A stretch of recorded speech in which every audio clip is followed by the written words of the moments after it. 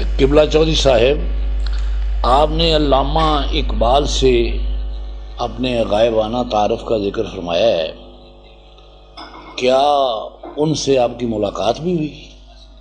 اور آپ میں جو بنیادی تبدیلی رونما ہوئی، کیا اس میں ان کا بھی کچھ حصہ ہے؟ جی میاں صاحب، ملاقات ہی نہیں ہوئی، ملاقاتیں ہوئیں، اور یہ قصہ بھی بڑا دلچسپ ہے۔ یہاں پھر میں یہ کہوں گا کہ کوئی منطقی توجیہ کام نہیں دے رہی۔ دادا جان کی جو نگاہ کی وسعت اور فراست ہے، میں سمجھتا ہوں وہ کام دیتی ہے اس مقام پر۔ 1921-22 کا واقعہ ہے، کوئی 60 سال پہلے کی بات ہے، اس لیے وہ یہ جو سن ہیں اور سال ہیں ان کے متعلق متعین طور پر میں نہیں کہتا، وہ دھندلا جاتے ہیں نقوش۔ لیکن واقعہ یہ ہے کہ جب میں پہلی دفعہ لاہور آیا ملازمت کے سلسلے میں، تو دادا جان نے آتے وقت مجھ سے کہا کہ دیکھو بیٹا، تم لاہور جا رہے ہو، 2 شخصیتیں ہیں وہاں، ان سے ملنا۔ ایک تو نواں کوٹ میں امام الدین ترخان ہے، ان کے متعلق کہا جاتا تھا کہ وہ لاہور کے قطب ہیں، ایک تو ان سے ملنا، اور ایک ڈاکٹر اقبال سے ملنا، ان کی مثنوی میں نے تمہیں پڑھائی تھی۔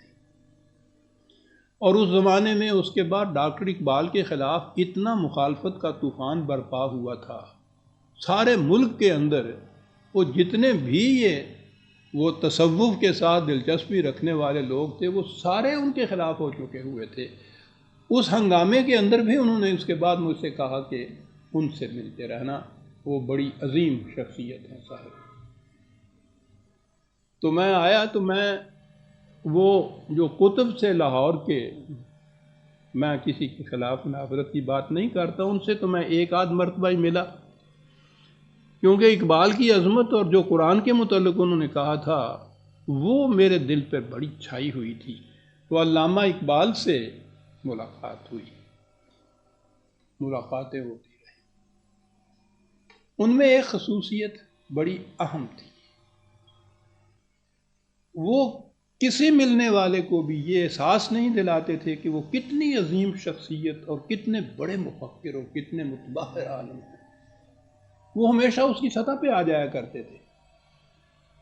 وہ آپ کو شاید معلوم ہوگا کہ وہ عام گفتگو پنجابی میں کیا کرتے تھے، تو پنجابی میں گفتگو میں ایک تو بے تکلفانہ بات آ جاتی ہے، وہ ان کی زبان میں یہ وہ یار بن جاتے ہیں کسان۔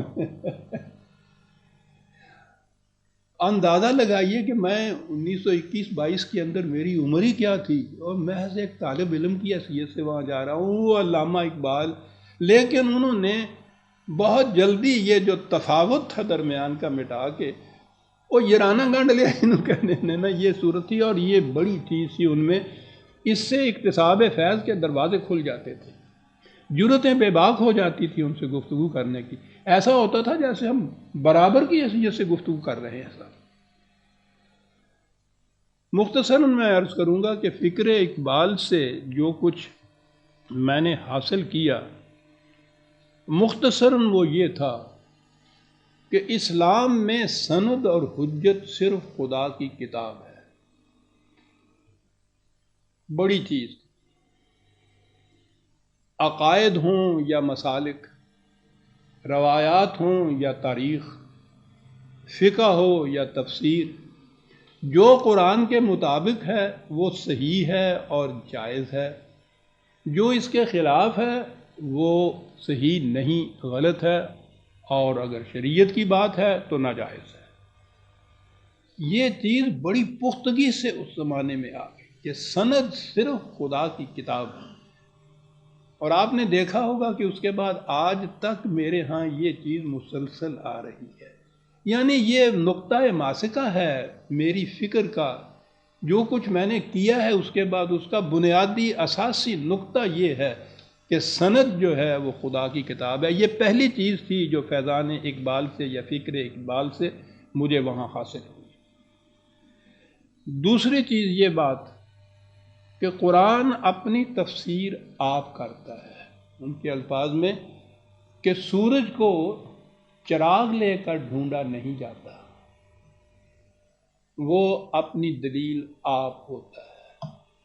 تو دوسری چیز یہ تھی کہ قرآن کو سمجھنے کے لیے کسی خارجی سہارے کی ضرورت نہیں ہے،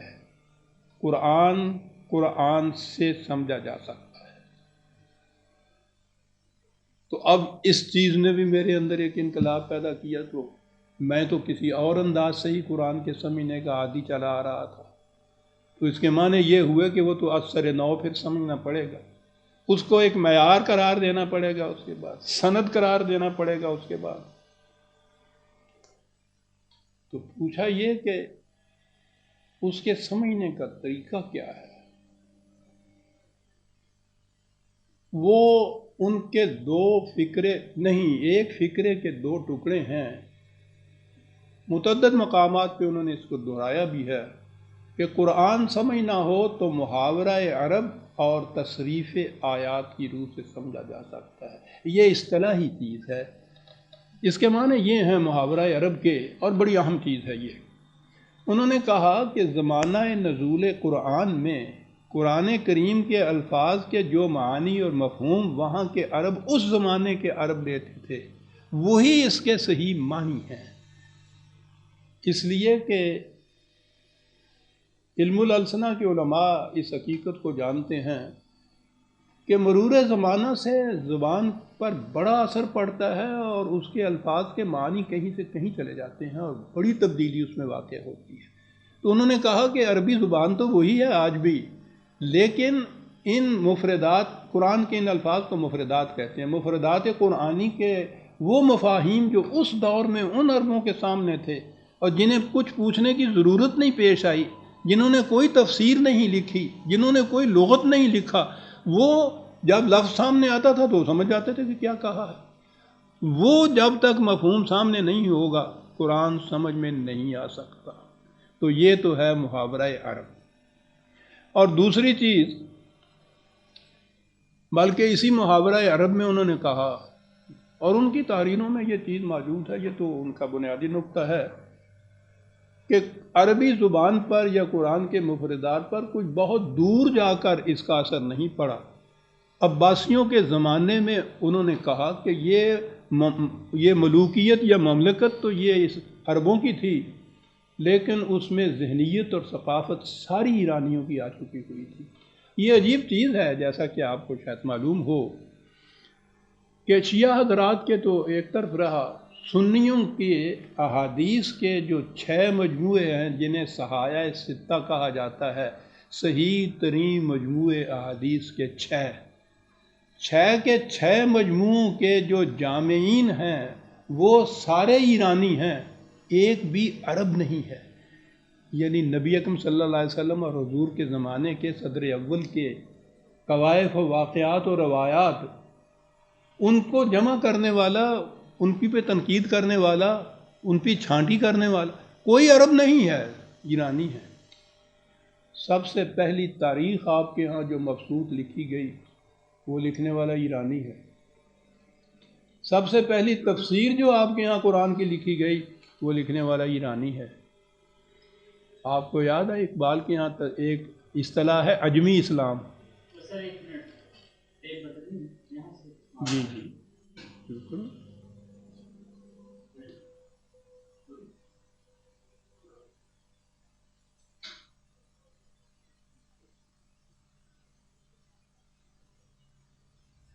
میں یہ عرض کر رہا تھا کہ اقبال کی ایک اصطلاح ہے عجمی اسلام۔ وسیع تر معنوں میں تو وہ ہر غیر قرآنی چیز کو عجمی کہتے ہیں، لیکن یہ جو پہلی چیز ہے نا کہ عباسیوں کے زمانے میں یہ عجم کے ذہنی اثرات اتنے غالب آ گئے تھے کہ ہمارے ہاں کی نہ روایات، نہ تفسیر، نہ فقہ، نہ علم الکلام، نہ تصوف، کچھ بھی نہیں بچا جس کے اوپر اس کی چھاپ نہ ہو۔ یہ ان کے الفاظ ہیں۔ تو انہوں نے کہا کہ یہ تو وہاں سے بات شروع ہوئی، اور جتنا اسلام اس کے بعد آپ کے ہاں چلا آیا ہے وہ سارا اس دور کا مرتب کردہ ہے، اس سے پہلے کی تو کتاب ہی کوئی نہیں ہے آپ کے ہاں۔ یہ عجیب چیز ہے کہ بنی امیہ کے زمانے میں کوئی کتاب اس میں نہیں ہے، صرف قرآن تھا۔ تو انہوں نے کہا کہ یہ ہے وہ قرآن جو آپ کے ہاں چلا آ رہا ہے۔ تو اس کے لیے آپ سوچ لیجئے کہ اس کی روح سے آپ کیا اسلام سمجھ سکیں گے، کیا قرآن سمجھ سکیں گے؟ وہیں چلیے واپس زمانہ نزول قرآن کے زمانے میں ان مفردات کا عرب جو مفہوم لیتے تھے اس مفہوم کو متعین کیجیے۔ دوسری چیز تھی تصریف آیات۔ قرآن کریم کا انداز ہماری تصنیفات جیسا نہیں ہے۔ ہماری کتاب یوں ہوتی ہے کہ اس میں باب ہوتے ہیں، ہر باب کا ایک موضوع ہوتا ہے، اور جو کچھ اس موضوع کے متعلق کہنا ہوتا ہے اس باب کے اندر کہہ دیا جاتا ہے، پھر اگلا باب آتا ہے، پھر اس کے بعد اگلا باب آتا ہے، پھر اس سے معلوم ہو جاتا ہے کہ کس باب میں کیا کچھ لکھا گیا ہے۔ قرآن کا انداز یہ نہیں ہے۔ قرآن میں ایک چیز ایک مقام پہ آتی ہے، اس کا اضافہ کہیں اور آگے چل کے آتا ہے، استثناء کہیں اور جا کر آتی ہے، تشریح اس کی کہیں اور جا کے، کہیں واقعات کے رنگ میں، کہیں تاریخی شواہد کے رنگ میں، کہیں قوانین فطرت کی روح سے، مختلف مقامات پر اس طرح سے وہ چیز پھیلی ہوئی ہوتی ہے۔ اگر ایک موضوع کے متعلق آپ نے قرآن کے متعلق سمجھنا ہو کہ قرآن کیا کہتا ہے تو یہ سارے مقامات آپ کے سامنے بیک وقت ہونے چاہیے۔ احکام کے سلسلے تک تو یہ آسان بات ہے کہ کہاں کہاں یہ آیا ہے، وہ تو الفاظ سے بھی یہ چیز ہو سکتی ہے اکٹھی، لیکن جب حقائق اور معارف کی طرف آئیں گے، جب اصول و اقدار کی طرف آپ آئیں گے تو وہ مختلف انداز میں پھیلی ہوئی چیز آپ کو ملے گی۔ ہو سکتا ہے کہ لفظی اعتبار سے وہ بات ویسے ہو ہی نہ، لیکن معنوی اعتبار سے اس کے اندر سے وہی چیز نکلا ہے جس کی تلاش آپ کو ہے۔ تو اس طرح قرآن کو کوڈیفائی کرنے کی ضرورت ہے، جسے کہا جائے گا قرآن کو کلاسیفائی کرنے کی ضرورت ہے۔ تو یہ ہے جسے تصریف آیات کہا جائے گا۔ دو چیزیں ہو گئی، محاورہ عرب، تصریف آیات۔ پھر اگلی چیز یہ کہ قرآن تو علم سے گفتگو، علم کے متعلق گفتگو کرتا ہے، تو علم انسانی تمہارے اثر حاضر تک، تمہارے زمانے تک جس سطح تک آ چکا ہو وہ تمہارے ذہن کے اندر، تمہاری آنکھوں کے سامنے ہونا چاہیے، کیونکہ قرآن نے مختلف موضوعات سے بحث کی ہے، اور ان تمام علوم کے متعلق علم انسانی نے جہاں تک ترقی کی ہے وہ سامنے رکھو گے تو قرآن کا وہ جو نقطہ اس نے کہا ہے جب سمجھ میں آئے گا تو اگلی چیز یہ آ گئی۔ اور اس سے آگے یہ کہ قرآن نے غور و تدبر کا حکم ہر شخص کو دیا ہے جو قرآن سمجھنا چاہتا ہے۔ غور و تدبر نہ تو کسی خاص زمانے تک محدود تھا، نہ کسی شخصیت یا گروہ تک محبوس۔ قیامت تک قرآن نے زندہ و پائندہ رہنا ہے، قیامت تک انسان کے علم نے ترقی کرنی ہے۔ ہر دور کے انسان کے لیے ضروری ہے کہ وہ خود غور و فکر کرے اپنے دور کے علوم کی روشنی میں، ان دو شرطوں کے ماتحت، محاورہ عرب اور تصریف آیات۔